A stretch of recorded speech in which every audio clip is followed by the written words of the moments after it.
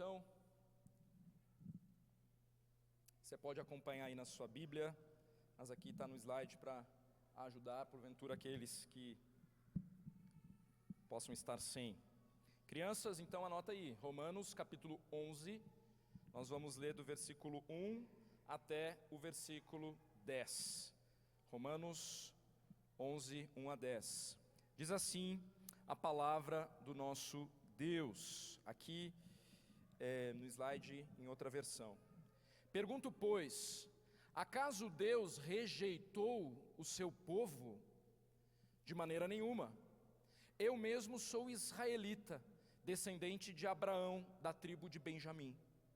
Deus não rejeitou o seu povo, o qual de antemão conheceu. Ou vocês não sabem como Elias clamou a Deus contra Israel, conforme diz a Escritura: Senhor, mataram os teus profetas e derrubaram os teus altares. Eu sou o único que sobrou e agora estão procurando matar-me. E qual foi a resposta divina? Reservei para mim 7.000 homens que não dobraram os joelhos diante de Baal. Assim, hoje também há um remanescente escolhido pela graça. E se é pela graça, já não é mais pelas obras. Se fosse, a graça já não seria graça. Que dizer então? Israel não conseguiu aquilo que tanto buscava, mas os eleitos o obtiveram. Os demais foram endurecidos, como está escrito: Deus lhes deu um espírito de atordoamento, olhos para não ver e ouvidos para não ouvir, até o dia de hoje. E Davi diz que a mesa deles se transforme em laço e armadilha, pedra de tropeço e retribuição para eles. Escureçam-se os seus olhos para que não consigam ver, e suas costas fiquem encurvadas para sempre.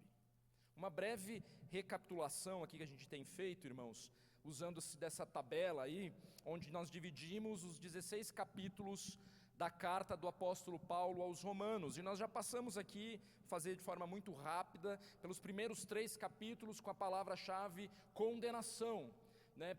Tanto judeus quanto gentios. Então, no fim das contas, não há um justo sequer, todos pecaram e carecem da glória de Deus, não há nenhum justo, nenhum sequer. Então aqui, nesses primeiros 3 capítulos, Paulo ele se direciona, se dirige aos gentios pagãos, aos moralistas gentios e judeus, e no fim chega à conclusão no capítulo 3, todos pecaram. Depois, os capítulos 4 e 5 da carta do apóstolo Paulo aos Romanos, a palavra-chave, nós temos aí a justificação. Ele vai lembrar de Abraão, ele vai no fim das contas declarar, né? E nos ensinar e instruir acerca da justificação em Cristo Jesus. Então aqui o princípio eterno da fé para a justificação. Então, não as obras, mas a fé. Dos capítulos 6, 7 e 8, Paulo lhe começa a falar a respeito da santificação, ou seja, das implicações práticas, embora ainda com uma roupagem bem teológica aqui, né, para o cristão, para aqueles que estão em Cristo Jesus. Aqueles que estão em Cristo Jesus devem mortificar cada membro do seu corpo, que antes era apresentado como um instrumento de injustiça, e agora deve ser apresentado como um instrumento de justiça.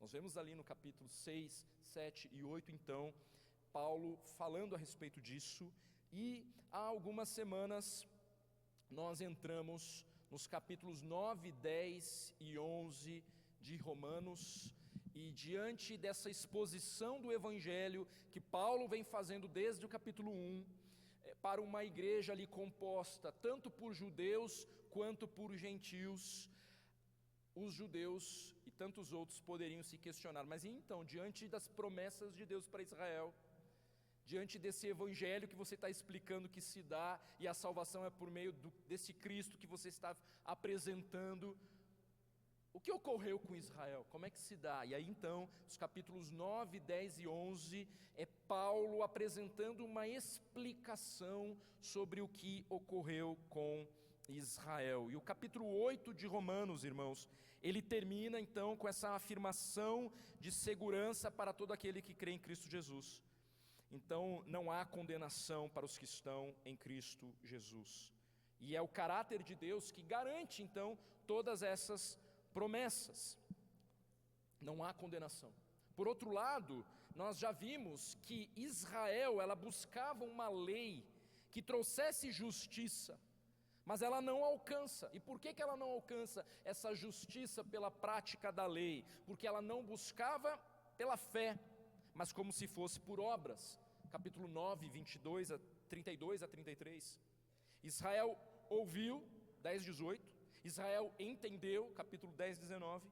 Mas nos 10, 21, capítulo 10, 21, nós lemos a respeito de Israel, ele diz: o tempo todo estendi as mãos a um povo desobediente e rebelde. Ali o finalzinho do capítulo 10 de Romanos. Então, meus irmãos, os capítulos 9 a 11, que é essa explicação diante do Evangelho sobre o que ocorreu com a nação de Israel, parecem ser aqui uma explicação, então, uma resposta do apóstolo diante da apostasia de Israel e das possíveis dúvidas a respeito do caráter de Deus. Então, afinal, o que ocorreu com o povo escolhido, com os judeus? Eles não são o povo escolhido? Os irmãos devem lembrar, nós já passamos por pregações que trataram a respeito disso. A palavra de Deus falhou com Israel? Deus promete e não cumpre? Então, nesse eixo dos capítulos 9, 10 e 11, Paulo lhe deixa claro que o que aconteceu com Israel e o que aconteceu, eles negaram o Messias, fazia parte do plano de Deus. E isso inclui, inclusive, como nós veremos, vamos começar a olhar com mais força aqui no capítulo 11, inclui, inclusive, a futura restauração e a sua presente rejeição, para que o Evangelho alcance o mundo inteiro, judeus e gentios. Então esses 3 capítulos explicam, como nós já vimos, o passado, o presente e o futuro de Israel. E eles são essenciais para o desenvolvimento da ideia principal do livro de Romanos, que é o Evangelho da justiça de Deus. Romanos é isso, a ideia central, nos apresentar o Evangelho da justiça de Deus. Então o pressuposto básico aqui, irmãos, é de que algo deve ainda acontecer com o Israel étnico. O modo, portanto, como nós entendemos a escatologia, o estudo das coisas futuras, envolve a volta de Cristo, envolve tudo isso que nós ansiamos, e relembramos, inclusive aqui na Santa Ceia. Então, o modo como nós entendemos isso se relaciona com o modo como nós entendemos Romanos capítulo 11. E é claro que há distinções de pensamentos a respeito disso, mas com maturidade é possível que tenhamos posições divergentes com relação à escatologia e nem por isso deixar de andarmos juntos como irmãos em Cristo. E é claro que aí com respeito mútuo, Pois bem, no capítulo 11, então, Paulo ele vai continuar com uma série de interrogações. Vocês viram, nós acabamos de ler, tem algumas perguntas aqui no texto. E este é um recurso que Paulo se utiliza, a gente já falou sobre isso também, na sua carta, chamado diatribe. É um recurso literário ali, um método retórico antigo, onde o que ocorre? Um mestre, ele tenta persuadir os seus alunos da veracidade de uma determinada filosofia, de uma determinada ideia, por meio de um diálogo imaginado, geralmente na forma de perguntas e respostas. É por isso que ele pergunta: acaso Deus rejeitou o seu povo? E aí ele mesmo responde. Então esse é uma estratégia de Paulo aqui para transmitir a sua ideia sobre o que ocorreu com Israel. Então, só a título de curiosidade mesmo. O versículo 1, eis então o recurso utilizado por Paulo, a primeira pergunta que ele faz aqui. Pergunto, pois, acaso Deus rejeitou o seu povo? Então pensa, por que Paulo está fazendo essa pergunta? Nós temos que considerar todo esse pensamento que eu tentei relembrar aqui com os irmãos. né? Se Deus prometeu, fez promessas para Israel, e eles estão negando o Messias, o que ocorreu aqui? O que ocorreu, Paulo? Explica para nós. E aí então Paulo está querendo deixar claro que esse Deus, ele não rejeitou Israel no fim das contas. Uma aplicação então que nós vamos correr atrás aqui nessa noite, irmãos, mais uma vez, é descobrir, na verdade, relembrar a verdade de que o nosso Deus é um Deus soberano que tem controle sobre tudo. E que, portanto, Ele tem controle da nossa vida, de cada detalhe da nossa vida, da nossa existência. E que, portanto, Ele é digno da nossa total confiança e total entrega. Se deter estudando aqui o que ocorreu sobre Israel, o que isso tem a ver com a minha vida? É você perceber que esse Deus, que é fiel nas suas promessas, é o Deus que te alcançou. É o Deus que é capaz de te atender nos menores dos teus anseios, dos menores anseios do teu coração. Agora, é claro, você precisa se render a esse Deus. Bom, voltando aqui, Paulo ele faz a pergunta: acaso Deus rejeitou o seu povo? E aí o verso ele segue, né? Você pode olhar aí na sua Bíblia. O verso segue com uma expressão que também é corriqueira aqui em Romanos: de maneira nenhuma, de maneira nenhuma, de modo nenhum. Uma expressão aqui que em Romanos é uma expressão enfática, que é como se fosse um duplo negativo aqui. É como se Paulo estivesse dizendo, quando ele fala de maneira nenhuma, de modo nenhum, é como se ele gritasse aqui: jamais, nunca, impossível, isso é impensável. E mais do que isso, a própria pergunta que Paulo está elaborando aqui, a maneira como ela está estruturada, ela já antecipa um pouquinho sobre qual deveria ser a resposta.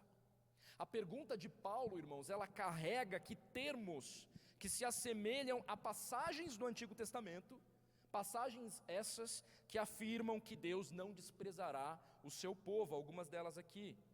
Por causa do seu grande nome, o Senhor não os rejeitará, pois o Senhor teve prazer em torná-los o seu próprio povo. 1 Samuel 12, 22. É uma passagem que está utilizando qual expressão? O Senhor não os rejeitará. Uma outra passagem se encontra ali no Salmos 94, 14. Pois o Senhor não há de rejeitar o seu povo, nem desamparar a sua herança. Então a maneira como Paulo elabora a sua pergunta já remete a alguns textos do Antigo Testamento, onde nós temos a afirmação de que Deus não rejeitará o seu povo, de que Deus não quebrará a sua aliança, não desamparará a sua herança. Então isso já é também digno de nota. Paulo então, ele lamentou o fato de que Israel perdeu o evangelho ali ao procurar salvação pela lei, mas ele deixa claro que Deus não rejeitou a Israel para sempre, ou pelo menos de forma completa. Então o que ele vai fazer aqui nesses primeiros 10 versículos que nós vamos nos deter nessa noite? Paulo ele vai nos dar aqui 5 provas de que Deus não abandonou e não abandona o seu povo. Paulo apresenta aqui nos versículos que nós lemos 5 provas. Irmãos, Deus, o nosso Deus, ele é digno da nossa total entrega. Nós cantamos aqui essa noite, né? Essa entrega, nós queremos nos entregar a Ti. Ele é digno mesmo da nossa total entrega, Ele é confiável. Por quê? Porque o seu plano é perfeito. E aí, você confia nas promessas de Deus? E nós já fizemos esse questionamento em pregações passadas. Você já questionou o caráter de Deus? Paulo quer deixar claro então, para judeus e gentios, que Deus é fiel, e de que a queda de Israel não fugiu do controle de Deus, tendo em vista o seu plano soberano. Então, a primeira prova de que a rejeição de Israel não é completa uma prova pessoal. A identidade judaica do próprio apóstolo Paulo, versículo 1. Porque o que ele fala no versículo 1? Terá porventura rejeitado o seu povo? De modo nenhum. E aí olha a continuação do seu argumento. Porque eu também sou israelita, da descendência de Abraão, da tribo de Benjamim. Então, Deus não rejeitou a Israel, e Paulo está usando isso como argumento, porque Paulo é um deles. O apóstolo, ele cita a sua linhagem, inclusive aqui um breve relato dos seus antecedentes, né? Ele afirma que ele é da tribo de Benjamim, e essa tribo ela é conhecida, das 12 tribos ali, por sua fidelidade à casa de Davi. Então Paulo é descendente dessa tribo, a tribo de Benjamim.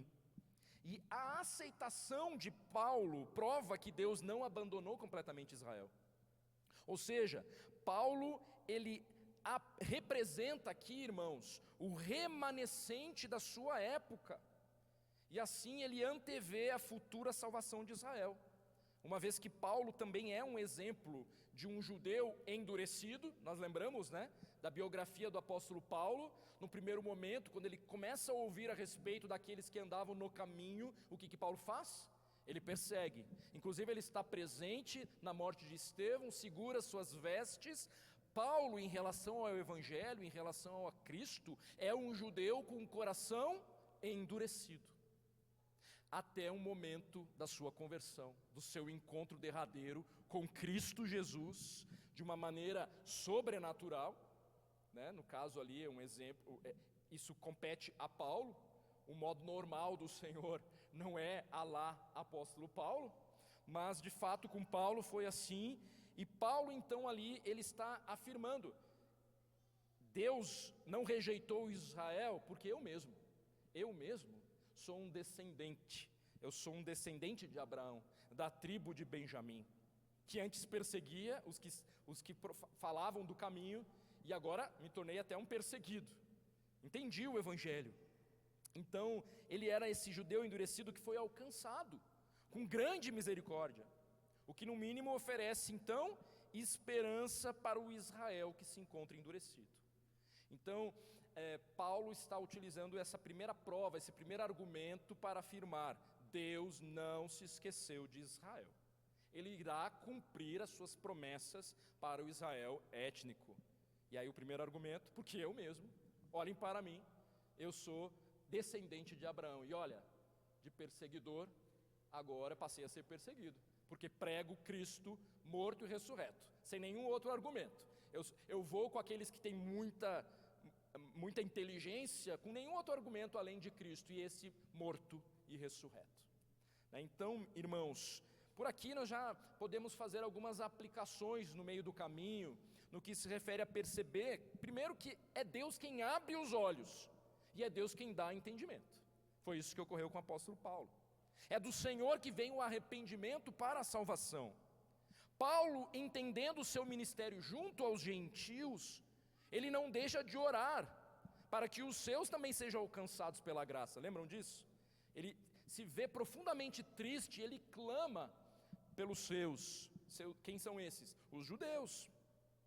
Então a nós cabe também cumprir com a missão que nos foi dada, orar e proclamar o Evangelho, crendo que Deus cumprirá com o seu propósito de salvação e de condenação na história, para gentios e para judeus. Então, esse é o primeiro argumento de Paulo, essa prova pessoal, a sua identidade judaica, para afirmar: atenção, Deus não se esqueceu de Israel, Ele está fazendo uma obra, apesar do coração endurecido, Ele está ali levantando. Então o apóstolo Paulo é esse exemplo de um remanescente, separado por Deus desde antes da criação do mundo. A segunda prova que Paulo apresenta aqui, de que a rejeição de Israel não é completa,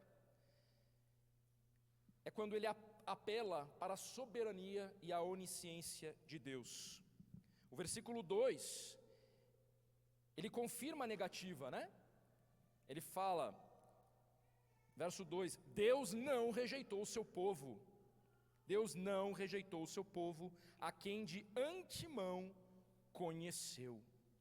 Deus não rejeitou o seu povo, a quem de antemão conheceu.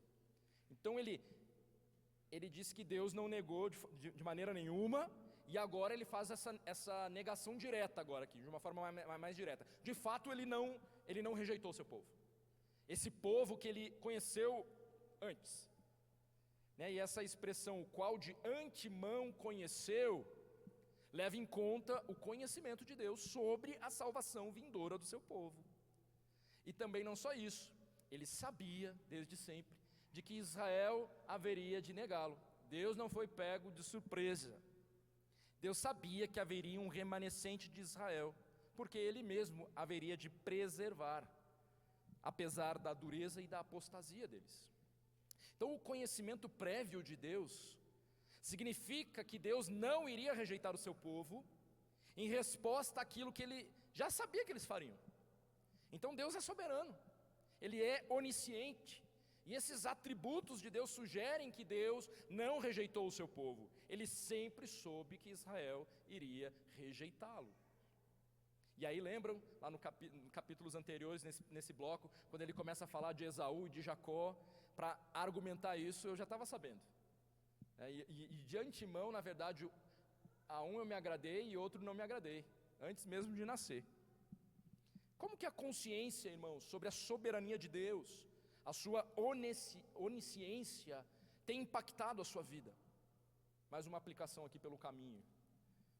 O conhecimento que você tem de Deus tem te conduzido a uma vida de temor, de negação da sua carnalidade?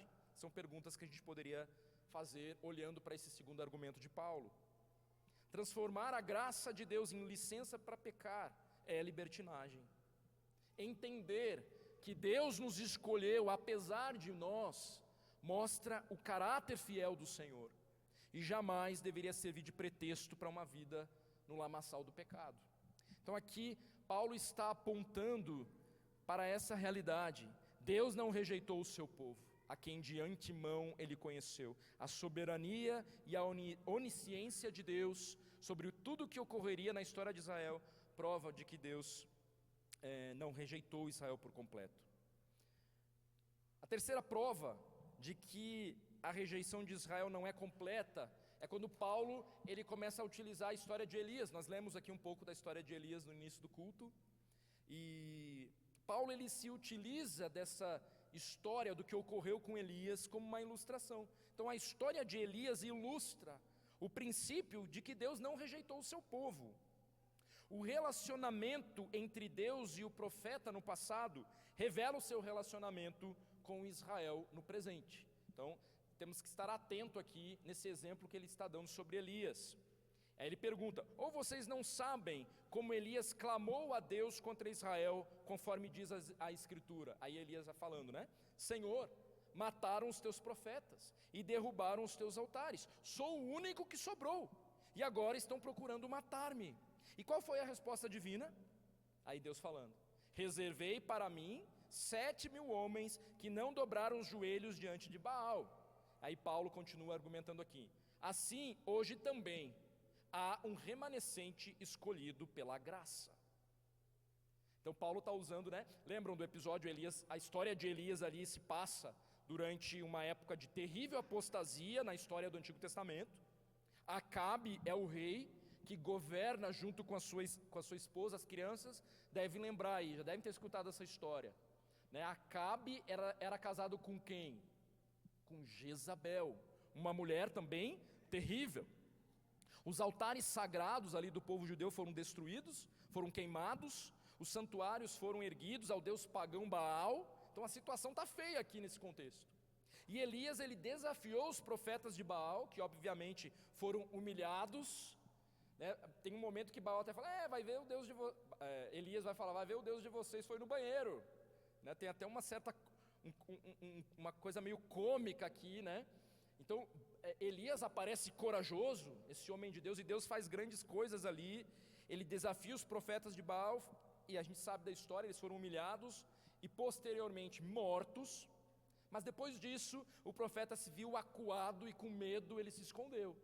Aí Elias corre lá para a caverna, e em meio ao sofrimento, Elias ele é incapaz de perceber a obra do Deus misericordioso.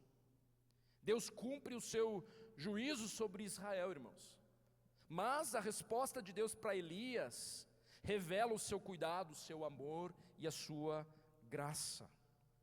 E aí então no versículo 4, aqui vai dizer: reservei para mim 7.000 homens que não dobraram os joelhos diante de Baal.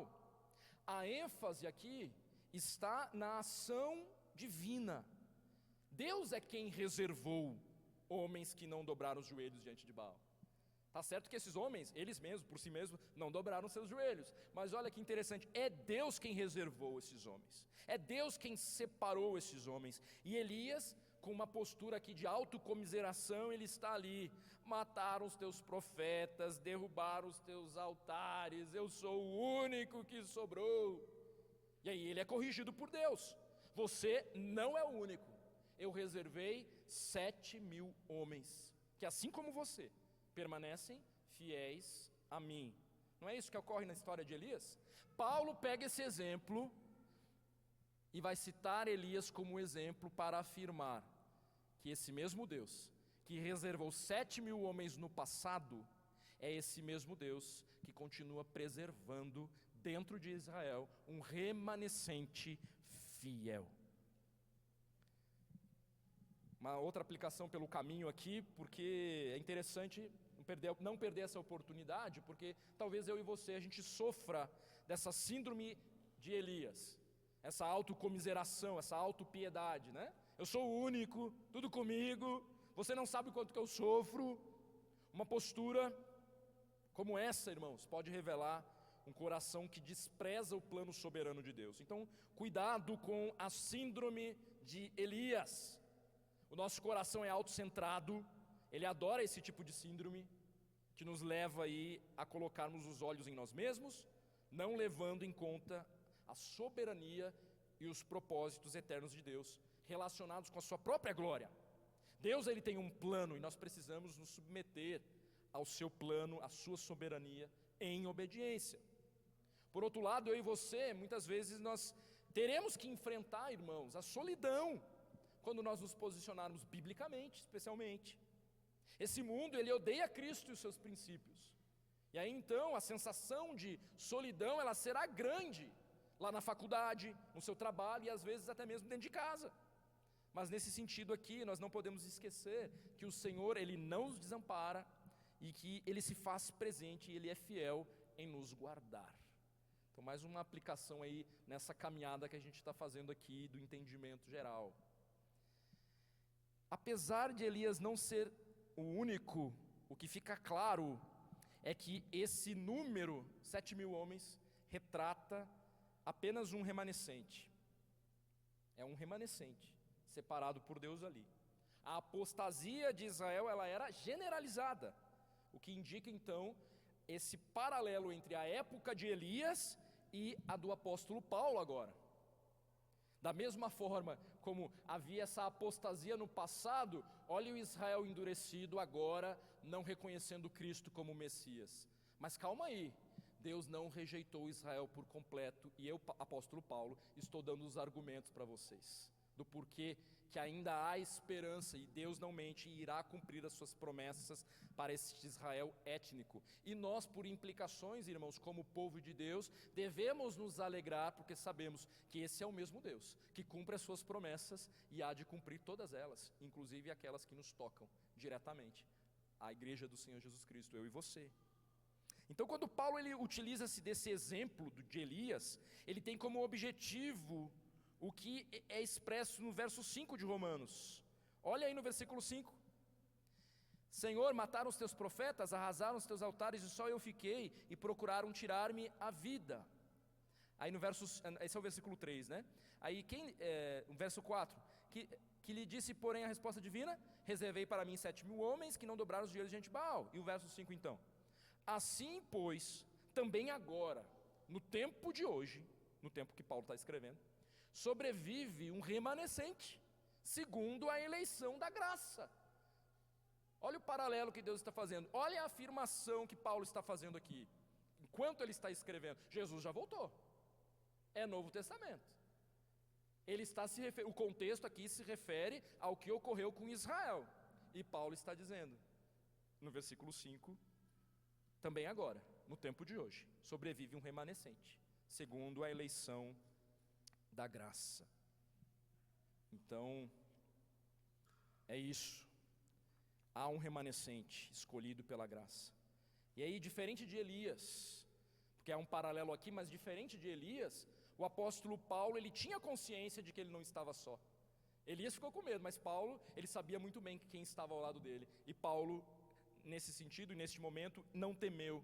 Ele tinha certeza de que não estava só e de que Deus não rejeitara Israel como povo escolhido e povo amado. Há um remanescente escolhido pela graça. Paulo não nega a apostasia de Israel como um todo, mas a necessidade de haver um remanescente de Israel reside no fato de que Deus os elegeu. Por isso a impossibilidade de Deus os rejeitar para sempre. Então sim, as consequências da dureza de coração, elas ocorrem. Mas como Deus os elegeu por pura graça e misericórdia na sua vontade soberana, não tem como ele não cumprir a sua promessa. É impossível que Deus rejeite Israel para sempre. Esse povo, irmãos, esse povo, que no momento está do jeito que está, como a gente vê no noticiário, um dia há de se dobrar diante do Senhor, quando o Senhor Jesus Cristo retornar. Embora agora, pelo meio do caminho, nós sabemos, há judeus se convertendo ao Senhor Jesus Cristo, crendo no Messias. O capítulo 11, então aqui há esse remanescente, e os 7.000 nos tempos de Elias, em uma época então de grave apostasia por parte de Israel, esses 7.000 aqui servem como exemplo. Ele está exemplificando para dizer que as promessas de Deus para Israel garantem a existência então de um remanescente, porque Deus ele fez promessas. E aí então o capítulo 11, como nós vamos ver no próximo domingo, ou no outro domingo ainda, o capítulo 11 ele traz ainda outras afirmações que nos permitem chegar a essa conclusão. Por exemplo, o versículo 11, novamente pergunto: acaso tropeçaram para que ficassem caídos? De maneira nenhuma. Aí depois no capítulo 11 ainda, versos 25 e 26, irmãos, não quero que ignorem este mistério, para que não se façam presunçosos. Israel experimentou um endurecimento em parte, até que chegue a plenitude dos gentios, e assim todo Israel será salvo. E o versículo 28, quanto ao evangelho, eles são inimigos por causa de vocês, mas quanto à eleição, são amados por causa dos patriarcas. Há outros versículos indicando então no capítulo 11, de que Deus cumprirá sua promessa para Israel, esse remanescente. Então, irmãos, Paulo, ele lê a passagem de Elias, que nós lemos no início desse culto, essa história de Elias. Paulo, quando olha para essa história, ele lê Elias à luz da teologia do remanescente do livro de Isaías. Eita! A qual Paulo ele vai citar. Ele já havia feito uma referência no capítulo 9, versos 27 a 29. Os irmãos devem lembrar. Paulo disse, né? Isaías exclama com relação a Israel: embora o número de israelitas seja como a areia do mar, apenas o remanescente será salvo. Pois o Senhor executará na terra a sua sentença rápida e definitivamente. Então, como anteriormente disse Isaías, se o Senhor dos exércitos não nos tivesse deixado descendentes, já estaríamos como Sodoma e semelhantes a Gomorra. Mas o Senhor é fiel, Ele deixou descendentes, Ele promete e Ele cumpre. A intervenção, irmãos, de Deus em Cristo é o que resgata de fato o homem da morte. É Deus, na sua grandiosidade, que escolheu nos amar quando nós ainda éramos pecadores. É Ele que nos escolheu, é Ele que escolheu nos resgatar das trevas. Justamente eu e você, nós que estávamos mortos nos nossos delitos e pecados. É Deus quem escolhe, é Deus quem abre os olhos, é Deus quem dá entendimento. Israel está entorpecido, mas Deus prometeu que isso não será para sempre. É isso que Paulo está deixando muito claro no meu entendimento aqui no capítulo 9 e 10, especialmente no capítulo 11. Bom, a quarta prova de que a rejeição de Israel não é completa. Deus não aceita seu povo pelas suas obras, a salvação é pela graça. Versículo 5, parte B, e o versículo 6. Um remanescente escolhido pela graça. E se é pela graça, já não é mais pelas obras. Se fosse, a graça já não seria graça. Ainda existe esperança para Israel, o Israel étnico, pelo fato de que é a graça de Deus que salva o homem. Essa eleição divina, ela é concreta e histórica. Então há, portanto, uma seleção. Deus escolheu o remanescente e rejeitou o restante da nação. É isso. Um ato de graça. Não por mérito, não por obras. A ideia é que se a graça, então, irmãos, estivesse condicionada a qualquer outra coisa, em qualquer sentido, pelas realizações humanas ou pela vontade humana causando a ação, então a graça deixaria de ser graça, se ela estivesse condicionada a qualquer ação da nossa parte. Este é um dos conceitos básicos do cristianismo relacionado à salvação. A salvação eterna não decorre de nenhum mérito do homem. A salvação do homem provém exclusivamente da graça divina, por meio de um sacrifício que, para se tornar eficaz, não necessitou de qualquer participação humana. O Senhor se entregou. Afinal de contas, Ele poderia ter descido daquela cruz. Ele decidiu permanecer ali. O autor de Hebreus, e nós não vamos ler todo o texto aqui, você pode ler depois, mas o autor de Hebreus, no capítulo 10, versos 1 a 12, ele deixa claro o plano salvífico de Deus através do sacrifício exclusivo e definitivo de Cristo, ao mesmo tempo em que ele demonstra que os atos dos homens baseados na lei são nulos, não servem para nada. Hebreus 10, 1 a 12, depois você lê com mais calma, mas vai deixar isso muito claro. E o que acontece? A nação de Israel recusou-se a se submeter à justiça de Cristo. Então, quando Hebreus até fala a respeito disso, né? Desse sacrifício que de uma vez por todas foi feito em Cristo Jesus, que aí já não precisa mais de nenhum outro sacrifício. A nação recusa-se a se submeter à justiça de Cristo. E no versículo 7, que dizer então? Israel não conseguiu aquilo que tanto buscava, mas os eleitos o obtiveram. Então aqui, o que Israel tanto buscava? A lei de justiça, que não decorria da fé, mas das obras. Como nós já vimos aqui em 9, 31, 32, afirma justamente isso. Mas Israel, que buscava uma lei que trouxesse justiça, não a alcançou. E por que não? Porque não a buscava pela fé, mas como se fosse por obras. No entanto, os eleitos, o remanescente o obtiveram, mediante a eleição da graça. E aí os demais foram endurecidos, à semelhança do faraó. Deus tem misericórdia de quem Ele quer, e Ele endurece a quem Ele quer. Nós vimos isso, Romanos 9, 18. Então, essa é a outra prova de que Deus não rejeita Israel, porque é uma salvação pela graça. Apesar de estarem entorpecidos, endurecidos, mas Deus escolheu, preservou um remanescente e irá cumprir a sua promessa com aqueles que, obviamente, se dobrarão diante de Cristo Jesus. O caminho continua sendo o mesmo: Cristo Jesus, o Messias esperado. E por fim, irmãos, a quinta prova de que a rejeição de Israel não é completa é porque as profecias do Antigo Testamento, elas já predisseram a incredulidade de Israel. Já anunciaram, já falaram antes que Israel agiria com incredulidade, o que sugere então uma não rejeição definitiva por Deus. Deus já sabia. Então Paulo, ele apela ao testemunho das Escrituras aqui. Ele cita textos das três principais divisões que nós temos no Antigo Testamento. Os livros do Antigo Testamento estão divididos nessas seções: a lei, os profetas e os salmos. E Paulo, ele cita textos fazendo referência a esses agrupamentos aqui, essas divisões. No versículo 8, então, como está escrito, ele começa no versículo 8, olha aí na sua Bíblia. Como está escrito, Deus lhe deu espírito de entorpecimento, olhos para não ver e ouvidos para não ouvir, até o dia de hoje. Como assim? O que é isso aqui? Bom, a primeira citação, essa que ele está citando aqui, onde que isso está escrito, né? Como está escrito? Escrito onde? No Antigo Testamento. Onde que está escrito isso? Aqui é uma citação mista que Paulo está fazendo.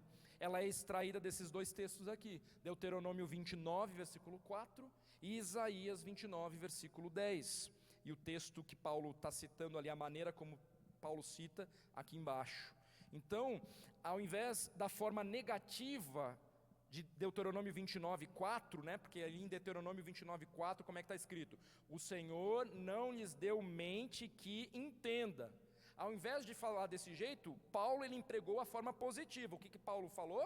Paulo falou que Deus lhes deu um espírito de atordoamento. E aí essa ideia de Paulo, por que ela está junto com Isaías 29:10? Se aproxima mais aqui da ideia também de Isaías 29:10, onde Deus é o agente que traz sobre eles o espírito de profundo sono. O Senhor trouxe sobre vocês um sono profundo, fechou os olhos de vocês. Isaías 29:10. Então aqui Paulo, no versículo 8 de Romanos capítulo 11, ele está citando, fazendo uma mescla desses dois textos aqui.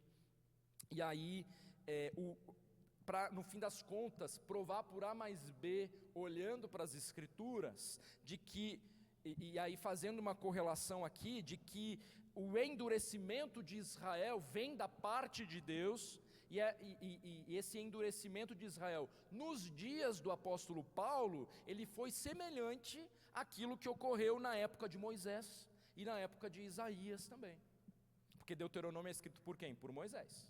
E o outro texto está em Isaías. Então, da mesma forma como os judeus reagiram lá com Moisés e reagiram também com Isaías, ali nos tempos de Paulo, eles também estão reagindo assim. Só que Deus não é pego de surpresa, porque olha os textos. Quem que endurece esses corações? Vamos ver se a gente consegue retornar aqui. O Senhor é quem não lhes deu mente que entenda. O Senhor é que trouxe um sono profundo sobre eles. E ao mesmo tempo Paulo está dizendo que é o Senhor quem também preservou um remanescente. Ele cumprirá a sua promessa sobre Israel. A expressão até o dia de hoje marca aqui o presente estado de Israel, ao mesmo tempo em que nos indica que haverá um dia em que eles, como nação, não estarão mais nessa condição de cegos e surdos, e eles despertarão do sono profundo em que eles se encontram até o dia de hoje. Até o dia de hoje, a nação de Israel se encontra nesse sono profundo em relação ao Messias, em relação ao Senhor Jesus Cristo, que já veio e eles foram incapazes de ver, foram entorpecidos, mas nada disso fugiu do controle de Deus. E o que Paulo está afirmando aqui? Mas calma, eu cumpro as minhas promessas, eu preservo um remanescente. Ele fará brotar esse remanescente, meus irmãos, no tempo oportuno, e vai cumprir as suas promessas. E a segunda citação aqui, dessa prova das menções ao Antigo Testamento que Paulo faz, está no versículo 9. E aí olha ele citando Davi. Davi escreveu muitos salmos, a outra divisão do Antigo Testamento. No versículo 9, o que Paulo fala ali em Romanos? Olha aí na sua Bíblia, e diz Davi: torne-se-lhes a mesa em laço e armadilha, em tropeço e punição. Verso 10, escureçam-se-lhe os olhos, para que não vejam, e fiquem para sempre encurvadas as suas costas. Palavra pesada aqui, mas ele está citando o Salmo 69, 22 e 23. A semelhança de Elias, Davi faz aqui uma oração imprecatória contra os seus inimigos. Ele deseja que eles fiquem encurvados para sempre, diante das afrontas que eles fizeram. É interessante porque o Salmo 69 também, irmãos, ele é tido como um salmo messiânico. Tanto é que ele está aí até no boletim, até o versículo 23, ele tem mais versículos, mas ele é tido como um salmo messiânico, ou seja, faz referência ao Senhor Jesus Cristo. Então depois você leia com atenção o Salmo 69 e consiga verificar a maneira onde você enxerga Cristo no Salmo 69, alusões a Cristo, apontando para Cristo. E aí então, Davi aqui no Salmo 69, ele está fazendo uma oração imprecatória contra os seus inimigos. Sabe quando a gente lê aqueles salmos, que os meus inimigos, que a cabeça deles sejam esmagadas pelas pedras e tudo mais? Isso são orações imprecatórias. Então ali, claro que isso tem a ver com a honra de Deus. Tendo em vista quem Deus é, olha os meus inimigos. Então diante desse Deus que isso ocorra. né? Então assim, aí no versículo, a gente acabou de ler aqui, que a mesa deles se transforma em laço e armadilha, pedra de tropeço e retribuição para eles. Escureçam-se os seus olhos para que não consigam ver, e suas costas fiquem curvadas para sempre. De forma objetiva, então, o salmista Davi aqui, ele anseia que a mesa é o quê? É um lugar, né, irmãos, de segurança, de conforto, de comunhão, de comida. Ele deseja que esse ambiente ali se transforme em laço, em armadilha, em pedra de tropeço e retribuição. Ou seja, a mesa, ela representa a abundância da providência divina que se acaba diante dos julgamentos de Deus. E as costas encurvadas aqui representam o curvar-se diante das aflições, tendo em vista o contexto, inclusive aqui do texto hebraico, no Salmo, né, em que Davi deseja que os seus inimigos, eles recebam a retribuição do que eles tinham feito a ele, quando eles deram fel para comer e vinagre para beber. É uma relação com o próprio Senhor Jesus Cristo na cruz. Então é importante lembrar, irmãos, então, que esse salmo, ele é tido como um salmo messiânico, ou seja, de alguma forma é como se as palavras do salmista, de alguma maneira, fossem as de Cristo nesse caso aqui. E o uso destas passagens, eu sei que não é fácil a gente fazer todas essas referências aqui, mas o uso dessas passagens do Antigo Testamento são relevantes. Por quê? Porque o contexto de Romanos, ele deixa claro que é a proclamação do Cristo crucificado e ressurreto que traz esse presente momento de juízo e endurecimento sobre Israel.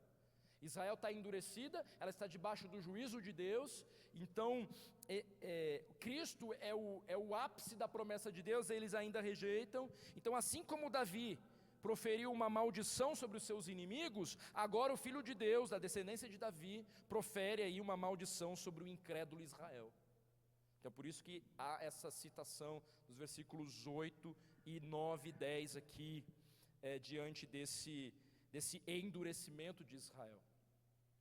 Então, a revelação redentora atinge aqui o seu clímax em Cristo, mas Israel, em resposta a isso, responde com incredulidade.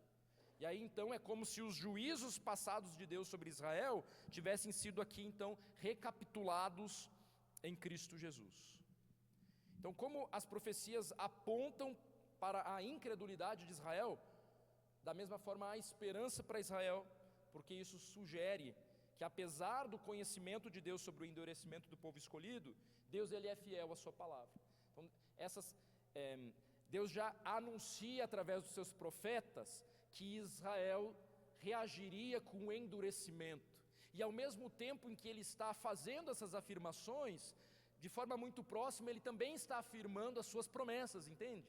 Então, quando a gente olha para as promessas, olha para os profetas, e eles estão afirmando sobre o endurecimento de Israel, então ao mesmo tempo a gente consegue lembrar de que há esperança, porque Deus já sabia e ainda assim Ele fez essas promessas, Ele ainda assim afirmou que haveria um remanescente. Então é para isso que serve a gente dar este olhar para o passado, para esses profetas aqui. O plano soberano de Deus, por fim, meus irmãos, ainda inclui um lugar no futuro para Israel. Há entendimentos distintos em relação a isso, mas para mim, Romanos capítulo 11 é muito claro em relação a isso, onde um remanescente ainda será salvo, assim como os profetas profetizavam, assim como os profetas anunciaram. Vocês estão endurecidos, mas haverá um dia, quando o descendente de Davi, o rei dos reis, voltará, e então o remanescente se dobrará diante de Cristo. Cada uma das provas, então, irmãos, estabelecidas por Paulo, em Romanos 11, 1 a 10, apontam para um Deus digno de confiança. Deus não rejeitou o povo escolhido para sempre. Ele irá cumprir a sua promessa, pois o nosso Deus, Ele não mente. Essa verdade aponta para um Deus fiel. O que Ele prometeu, Ele cumpre. Nós cremos em um Deus que é digno da nossa total entrega. Ele nos dá prova disso a cada dia, quando as suas misericórdias se renovam sobre nós.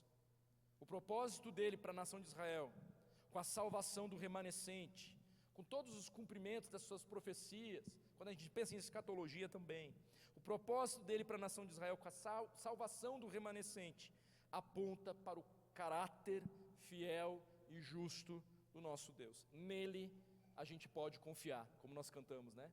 Nele a gente pode confiar.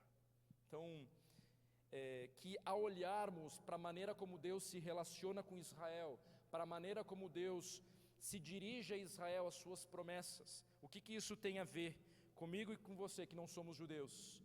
Tem tudo a ver. Tem tudo a ver, porque nos lembra de um Deus que é fiel às suas promessas, e Ele cumprirá cabalmente todas as suas promessas, aquelas não inventadas por nós, mas aquelas que Ele verdadeiramente nos prometeu. Não promessas que você tirou da cartola e agora quer que Deus cumpra, mas as promessas que o Senhor tem prometido na sua palavra para o seu povo. Então nós podemos crer nesse Deus, que possamos sair daqui nessa noite certos das promessas de Deus, certos de quem é esse Deus, de que Ele é digno da nossa total confiança. Vamos nos colocar em pé, irmãos, e orar. Vamos nos colocar em pé e orar, uma atitude de confiança no nosso Deus.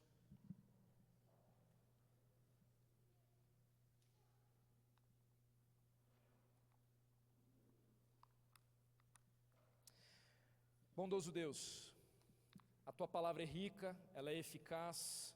Nós pedimos que o Teu Espírito Santo continue ministrando ao nosso coração, por meio desse texto, por meio do capítulo 11 de Romanos, de uma maneira que a nossa mente se abra para compreender quem o Senhor é, para compreender como o Senhor lida com o Teu povo. E o Senhor não é homem para mentir, o Senhor é Deus fiel. O Senhor providencia o escape, é o dono do tempo, do espaço, é dono de tudo. E nós tivemos a oportunidade nessa noite de ver e de constatar que, apesar de Israel, dessa nação endurecida, que rejeitou o Messias, o Senhor afirmou aqui com todas as letras, de que há de cumprir as Tuas promessas, de que, a semelhança do que ocorreu com Elias, que não estava só ali, o Senhor separou um remanescente, o Senhor há de separar esse remanescente para cumprir as Tuas promessas. E de que forma isso nos atinge?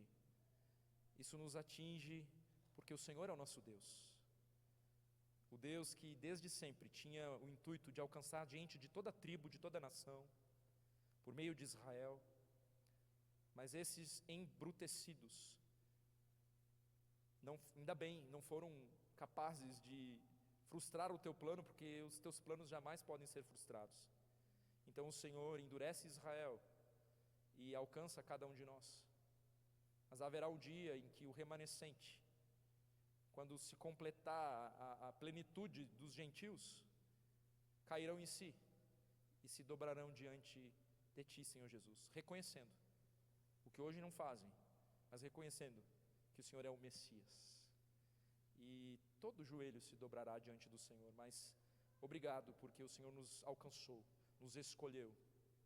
E Israel é esse exemplo, não só da Tua eleição, mas também da Tua fidelidade. Apesar deles, apesar da cegueira e da surdez em que se encontram nesse exato momento, o Senhor ainda, por misericórdia, e é só olhar para a história e ver, tem preservado aquele povo. Eu creio que o Senhor há de cumprir as Suas promessas. E aí então, que alegria poder olhar para isso, para a Tua palavra, e ver que o Senhor não dorme. Então clamamos inclusive por essa nação, tem misericórdia, por esse momento de guerra, onde o coração do homem de todo lado é tão pecador, está tão distante de Ti. Mas nós sabemos que o Senhor olha para tudo isso e não é pego de surpresa. O Senhor é dono da história. Então, Senhor, abra o nosso entendimento para compreender. E nesta noite, que possamos sair daqui encorajados pelo fato do Senhor ser quem o Senhor é. Esse Deus digno da nossa total confiança, que cumpre as suas promessas. O Senhor que é apesar de nós e nos escolheu, e nos comprou e nos redimiu.